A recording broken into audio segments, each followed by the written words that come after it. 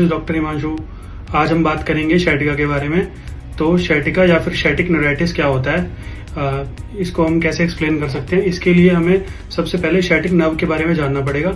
Sciatic nerve actually में होती क्या है। शैटिक नर्व जो होती है वो डिराइव करती है लंबोसैक्रल प्लेक्सस, जो कि हमारी लोअर बैक से स्टार्ट होती है और दोनों लेग्स के बीच में जाती है फुट तक। ठीक है, फुट के बॉटम तक जाती है ये नर्व।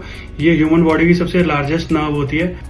तो इसमें क्या होता है, शैटिका में क्या होता है, जैसे कि स्लिप डिस्क या फिर कोई बोन्स पर, जैसे कि कोई बोनी ग्रोथ हो गई हमारी स्पाइन में, या फिर कोई डिस्क हिल गई किसी इंजरी की वजह से या एज की वजह से स्लिप डिस्क हो गई, तो उसकी वजह से क्या होता है कि जो शैटिक नर्व होती है ना, वो दो बोन्स के बीच में दब जाती है, वो प्रेस होने लग जाती है, जिसकी वजह से लेग्स के अंदर रेडिएटिंग पेन एक जाता है अलॉन्ग विथ शैटिक नर्व।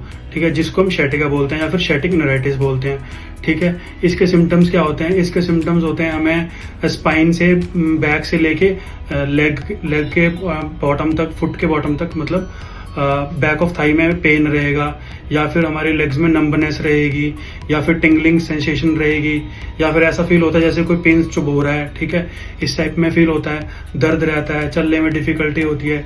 ये सब इसके सिम्टम्स होते हैं। ठीक है, इसका कॉज जैसे मैंने आपको बता ही दिया कि जब शैटिक नर्व प्रेस हो जाती है दो बोन्स के बीच में, उसकी वजह से ये पेन फील होता है। ठीक है, अब हम इससे प्रिवेंट कैसे कर सकते हैं, इससे प्रिवेंशन क्या है।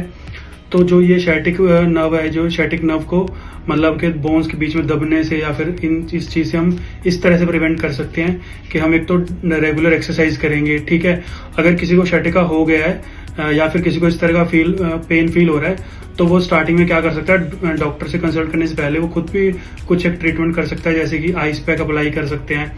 ठीक है, मसाज कर सकते हैं, या फिर कोई कायरोप्रैक्टर को दिखा सकते हैं।